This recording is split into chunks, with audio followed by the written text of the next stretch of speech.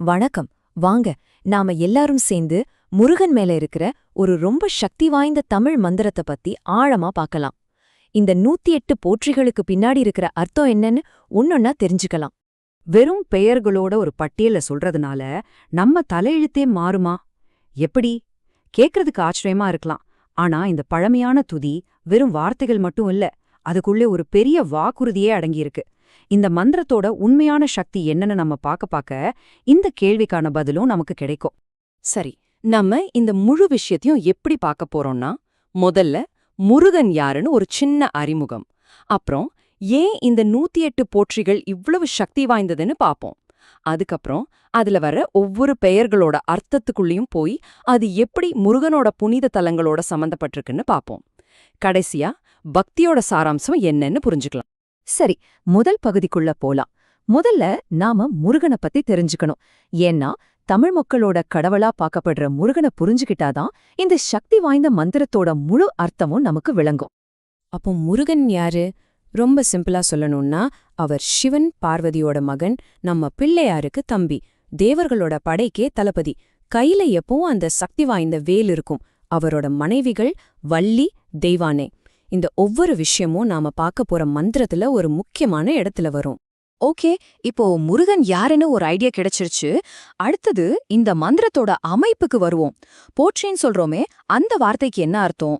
எதுக்காக கரெக்டா 108 தடவை சொல்லணும்? வாங்க அத பத்தி கொஞ்சம் ஆழமா பாப்போம். போற்றி, இந்த ஒரு வார்த்தைக்குள்ள எவ்ளோ அர்த்தம் இருக்கு பாருங்க. இதுக்கு புகழ்ச்சி, வணக்கம், மகிமை உண்டாகட்டும்னு பல அர்த்தம் இருக்கு. ஆனா இது வெறும் புகழ்ச்சி வார்த்தை கிடையாது. இது பக்தியோட உச்சம். கடவுள நேரடியா உமக்கு புகழ்னு சொல்லி நம்ம முன்னாடி கூப்பிடுற மாதிரி ஒரு சக்தி வாய்ந்த அழைப்பு இது. சரி, அடுத்த கேள்வி, ஏன் 108? இது ஏதோ சும்மா ஒரு நம்பர் இல்ல. ரொம்ப துல்லியமா 108 புகழுரைகள் இருக்கு. இந்து மதத்துல 108ங்கிறது ரொம்ப ரொம்ப புனிதமான ஒரு எண். ஆனா ஏன் 107 இல்ல, 109 இல்ல? அந்த எண்ணுக்கு பின்னாடி அப்படி என்ன ஒரு சிறப்பு இருக்கு? அதாவது 108 போற்றிகளை சொல்றதுங்கிறது வெறும் பெயரை வாசிக்கிற மாதிரி இல்ல. இந்து மத நம்பிக்கையின்படி 108ங்கிற எண் இன்ன பிரபஞ்சத்தோட முழுமையை குறிக்குது. அதனால 108 முறை போற்றி சொல்லும்போது நாம அந்த கடவுளோட ஒரு சில குணங்களை மட்டும் புகழல, அவரோட முழுமையான தன்மைய, எல்லா பரிமாணங்களையும் ஏத்துக்கிட்டு வணங்குறோம். அதுதான் இதோட தத்துவம். சரி, இப்போ நாம இந்த மந்திரத்தோட மையப்பகுதிக்கே வந்துட்டோம். இதுல இருக்கிற ஒவ்வொரு பெயரும் முருகனோட ஒவ்வொரு முகத்தை நமக்கு காட்டும். இதை இன்னும் நல்லா புரிஞ்சுக்க இந்த பெயர்களை சில தலைப்புகள்ல பிரிச்சு பார்க்கலாம் வாங்க. முதல்ல முருகனோட தெய்வீக குடும்பத்தை பத்தி சொல்ற போற்றிகளை பார்க்கலாம். இந்த வரிய பாருங்க. ஓம் உமையவள் மகனே போற்றி. இதுல உமையவள்ங்கிறது பார்வதி தேவி. அப்போ இந்த போற்றி என்ன சொல்லுது? அவர் இந்த பிரபஞ்சத்துக்கே தாயான பார்வதியோட மகன்ங்கிறத ஆணித்தரமா சொல்லுது. அவரோட தெய்வீக பிறப்ப நமக்கு இது ஞாபகப்படுத்துது. அடுத்தது ஓம் ஐங்கரன் தம்பியே போற்றி. ஐங்கரன்னா யாரு? 5 கரங்களை கொண்ட நம்ம விநாயக பெருமான் தான். அப்போ இந்த வரி மூலமா அவரோட அண்ணன் விநாயகரோட இருக்கிற பாசமான உறவை நாம கொண்டாடுறோம். குடும்ப பந்தத்தோட முக்கியத்துவத்தை இது அழகா சொல்லுது இல்லையா? சரி, குடும்ப உறவுகளை பார்த்தாச்சு. ஆனா முருகன் வெறும் பாசக்கார தம்பி, செல்ல மகன் மட்டும் இல்ல.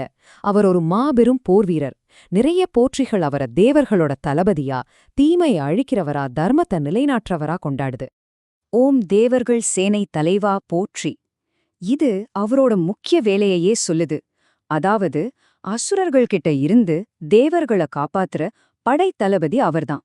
சுருக்கமா சொன்னா அவர் தர்மத்தோட பாதுகாவலர். இது ரொம்பவே சுவாரஸ்யமான ஒரு வரி. ஓம் இடும்பனை வென்றவனே போற்றி. இது ஒரு குறிப்பிட்ட புராண கதையே நமக்கு ஞாபகப்படுத்துது. இடும்பன் ஒரு அசுரனை முருகன் ஜெயிச்ச கதை. இப்படி ஒரு குறிப்பிட்ட வெற்றியை சொல்லி புகழும்போது அது அவரோட அளவிட முடியாத சக்தியை நமக்கு திரும்ப திரும்ப உணர்த்திக்கிட்டே இருக்கு. போர்வீரன், தளபதி இதெல்லாம் ஒரு பக்கம் இருந்தாலும் பக்தர்களுக்கு முருகன் ரொம்பவே நெருக்கமான ஒருத்தர். ஏன்னா அவர் ஒரு பாதுகாவலர். நமக்கு ஒரு கஷ்டம்னா நேரடியா வந்து உதவி செய்வாரு, ஆசிர்வாதம் பண்ணுவாருன்னு மக்கள் ஆழமா நம்புறாங்க. ஓம் இடர்களைவோனே போற்றி. இது எவ்வளவு நேரடியான ஒரு வேண்டுதல் பாருங்க.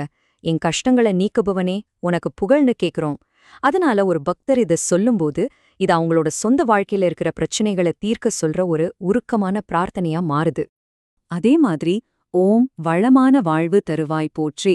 இதுவும் நேரடியான வேண்டுதல் தான். பக்தர்கள் இந்த மந்திரத்தை சொல்லி பொருள் ரீதியாகவும் சரி, ஆன்மீக ரீதியாகவும் சரி, ஒரு நல்ல வளமான வாழ்க்கை வேணும்னு கேக்குறாங்க.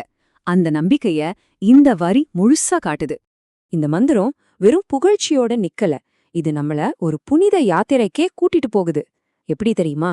தென்னிந்தியாவில இருக்கிற முருகனோட முக்கியமான கோயில்களோட இந்த மந்திரம் நேரடியா தொடர்பு படுத்துது. நிறைய போற்றிகள் முருகனோட அறுபடை வீடுகளோட சம்பந்தப்பட்டது. பழனி, திருச்செந்தூர், திருப்பரங்குன்றம், பழமுதிர்ச்சோலை, சுவாமிமலை, திருத்தணி, இந்த 6 இடங்களையும் இந்த மந்திரம் தொட்டுச் செல்லுது. தமிழ் மக்களோட மனசுல நீங்காத இடம் பிடிச்ச இந்த கோயில்களை இந்த மந்திரம் நமக்கு ஞாபகப்படுத்திக்கிட்டே இருக்கு. உதாரணத்துக்கு, ஓம் பழனி பதிவாழ் பாலகா போற்றி. இது முருகனை நேரடியா பழனியோட இணைக்குது.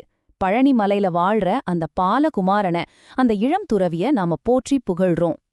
சரி, நாம முருகனோட குடும்பம், அவரோட வீரம், கருணை, அவர் இருக்கிற புனித இடங்கள்னு எல்லாத்தையும் பார்த்துட்டோம். அப்போ கடைசியா ஒரு கேள்வி. இந்த 108 போற்றிகளையும் சொல்றதோட உண்மையான நோக்கம் என்ன? இந்த மந்திரம் நமக்கு என்ன வாக்குறுதியை கொடுக்குது? அதுக்கு பதில் இந்த வரியிலே இருக்கு. நினைத்தது நடக்கும், கேட்டது கிடைக்கும். இதுதான் இந்த மந்திரத்தோட மைய நம்பிக்கை. இது வெறும் வார்த்தைகள் கிடையாதுங்க. நம்மளோட விருப்பங்களையும் எண்ணங்களையும் அந்த தெய்வீக சக்தியோட இணைக்கிற ஒரு சக்தி வாய்ந்த வாக்குறுதி இது. அப்போ நாம இந்த பகுதியோட முடிவுக்கு வர்றப்ப இந்த பழமையான மந்திரம் நம்ம முன்னாடி ஒரு ஆழமான கேள்விய வைக்குது. வீரம், ஞானம், பாதுகாப்பு, இந்த மாதிரி தெய்வீக குணங்களை நாம நம்ம வாழ்க்கையில தேடுறோமா? அப்படி தேடினா அந்த குணங்களை நாம எப்படி போற்றி புகழ்றோம்? இது யோசிக்க வேண்டிய விஷயம் இல்லையா?